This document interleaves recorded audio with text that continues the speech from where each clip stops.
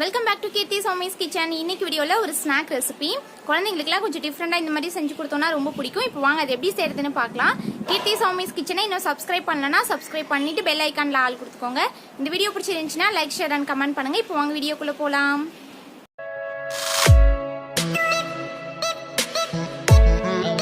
First இதுக்கு மாவு பசஞ்சு வச்சிடலாம். இந்த கப்பில் 1.5 கப் அளவுக்கு மைதா மாவு எடுத்துக்கிறேன். இது கூட இந்த மாவுக்கு தேவையான ஒரு 1/4 டீஸ்பூன் உப்பு, இது கூட 1/4 டீஸ்பூன் கருப்பு எள்ளு சேர்த்துக்கிறேன். இதில் 1/4 டீஸ்பூன் ஓமம், 1 டீஸ்பூன் பட்டரை உருக்கி சேர்த்துக்கிறேன்.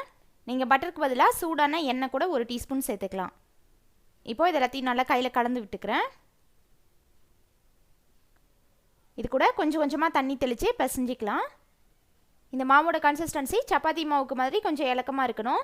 ஏன்னா நம்ம இதை நல்லா ஸ்ப்ரெட் பண்ணி தேய்க்க போகிறோம். ரொம்ப தண்ணி அதிகமாக சேர்த்துறாமல் பொறுமையாக கொஞ்சமாக தண்ணி சேர்த்து பிசைஞ்சிக்கலாம். இந்த மாதிரி எல்லா மாவும் ஒன்று சேர்ந்து வந்ததுக்கப்புறமா நல்லா கையில் அழுத்தம் கொடுத்து ஒரு 10 நிமிஷம் நல்லா பிசைஞ்சிக்கணும். இந்த மாதிரி நல்லா பிசைஞ்சதுக்கப்புறமா மேலே காஞ்சி போகாமல் இருக்கிறதுக்கு எண்ணெய் தடவி வச்சிடலாம். இது ஒரு 10 நிமிஷம் அப்படியே ஊறட்டும். இப்போது ஸ்டஃபிங் ரெடி பண்ணிக்கலாம். ஸ்டவ் ஆன் பண்ணி வானல் வச்சுருக்கேன். இதில் 1 டீஸ்பூன் எண்ணெய் சேர்த்துக்கிறேன். எண்ணெய் அதிகமாக சேர்க்க வேணாம். இப்போ இதில் ஒரு மீடியம் சைஸ் வெங்காயம் நல்லா பொடியாக கட் பண்ணது சேர்த்துக்கிறேன். இது கூட நறுக்குன கொத்தமல்லி தழை, ஒரு பச்சை மிளகாய் குட்டியாக கட் பண்ணி சேர்த்துக்கிறேன். இப்போது இது லைட்டாக டிரான்ஸ்பரண்ட் ஆகட்டும். ஒரு 30 செகண்ட் வதக்கிக்கலாம்.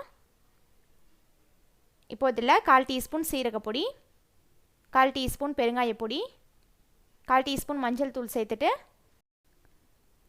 இது ஒரு 30 செகண்ட் மிக்ஸ் பண்ணி விட்டுக்கலாம். இப்போ இது கூட 2 சின்ன சைஸ் உருளைக்கிழங்கு குக்கரில் வேக வச்சுட்டு மேலே இருக்கிற தோலெல்லாம் எடுத்துகிட்டு மசிச்சு வச்சுருக்கேன். இது கூடயே சேர்த்துட்டு நல்லா கலந்து விட்டுக்கலாம். நான் உருளைக்கிழங்கு வேக வைக்கும் போது கொஞ்சமாக உப்பு சேர்த்துருக்கேன். அதனால் இப்போ கொஞ்சமாக ஒரு 1/4 டீஸ்பூன் உப்பு சேர்த்துக்கிறேன். நீங்கள் உப்பு டேஸ்ட் பண்ணிவிட்டு தேவைன்னா சேர்த்துக்கோங்க. லாஸ்ட்டாக இதில் ஒரு 1/2 டீஸ்பூன் லெமன் ஜூஸ் பிழிஞ்சு விட்டுக்கலாம். ரொம்ப அதிகமாக சேர்க்க வேணாம். நீங்கள் லெமன் ஜூஸ்க்கு பதிலாக சாட் மசாலா இருந்துச்சுன்னா 1/2 டீஸ்பூன் சேர்த்துக்கோங்க.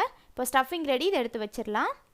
இப்போது ரெடி பண்ண மசாலா கொஞ்சமாக சூடு ஆறுனதுக்கப்புறமா இந்த மாதிரி கொஞ்சம் சின்ன சின்ன உருண்டையாக எடுத்து இந்த மாதிரி ரோல் மாதிரி கையில் உருட்டி வச்சுக்கோங்க. இதே மாதிரி நான் எல்லாத்தையும் ரெடி பண்ணி வச்சுக்கிறேன். இப்போது நம்ம மிக்ஸ் பண்ணி வச்ச மாவு நல்லா ஊறிடுச்சு. இப்போது இதை அப்படியே எடுத்து வச்சுட்டு மேலே கொஞ்சமாக எண்ணெய் தடவிட்டு நம்ம பிசைஞ்ச மாவை அப்படியே முழுசாக எடுத்துக்கிறேன். பிரிச்செல்லாம் எதுவும் வைக்கல. இப்போது சப்பாத்தி கட்டை வச்சு தேய்ச்சிக்கலாம். நல்லா பெரிய சைஸ் சப்பாத்தியாக தேய்ச்சிக்கணும்.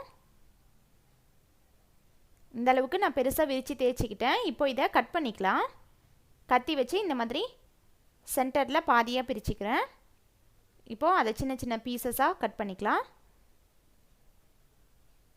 இந்த மாதிரி கிராஸில் 16 பீசஸாக கட் பண்ணிக்கணும். அவ்வளோதான், எல்லாமே கட் பண்ணி முடிச்சாச்சு. இப்போ இது மேலே நம்ம ரெடி பண்ணி வச்சுருக்கோம்ல ஸ்டஃபிங்கு, சின்ன சின்னதாக ரோல் மாதிரி, அதை எடுத்து இந்த மாதிரி வச்சுக்கலாம். எல்லா பீஸோட எட்ஜ்லேயும் வச்சுட்டு இந்த மாதிரி ரோல் பண்ணிக்கணும். அவ்வளோதான். இப்போது இந்த லாஸ்ட்டில் வந்து கொஞ்சமாக மைதா மாவு தண்ணியில் கரைச்சி வச்சுருக்கேன். அதை மேலே தடவிட்டு இதை அப்படியே ஒட்டி விட்டுடலாம். எண்ணெயில் போட்டு பொரிக்கும் போது பிரிஞ்சு வராமல் இருக்கிறதுக்கு. இதே மாதிரி எல்லாமே ரெடி பண்ணியாச்சு. இப்போது ஸ்டவ் ஆன் பண்ணி வானலில் எண்ணெய் வச்சுருக்கேன். எண்ணெய் காய்ச்சதுக்கப்புறமா நம்ம ரெடி பண்ணி வச்சுருக்க இந்த பீசஸ்லாம் எடுத்து உள்ளே போட்டுக்கலாம். எண்ணெய் ரொம்ப ஹீட்டாக இருக்கக்கூடாது, கொஞ்சம் மீடியம் ஃப்ளேமில் வச்சுக்கோங்க. இப்போது இதே மாதிரி எல்லாத்தையும் போட்டதுக்கப்புறமா பொறுமையாக வேக வச்சுக்கலாம். இது மைதா மாவுங்கிறதுனால வேகிறதுக்கு ரொம்ப டைம் ஆகும் கிறிஸ்பி ஆகிறதுக்கு. இப்போ பாருங்கள், உள்ளே இருக்க அந்த உருளைக்கிழங்கு ஸ்டஃபிங்லாம் வெளியே தெரிஞ்சிச்சுல, அதெல்லாம் கொஞ்சம் எண்ணெயில் வந்ததுனால கொஞ்சம் கலர் இந்த மாதிரி இருக்குது. அது ஒரு டிசைன் ஆயிடுச்சு, பிரெட் கிராம்ஸ்லாம் மேலே கோட் பண்ண மாதிரி. இப்போ இந்த அளவுக்கு கிறிஸ்பியானதுக்கப்புறமா எடுத்துக்கலாம். அவ்வளோதான், நம்மளோட கிறிஸ்பி ஸ்நாக்ஸ் ரெடி.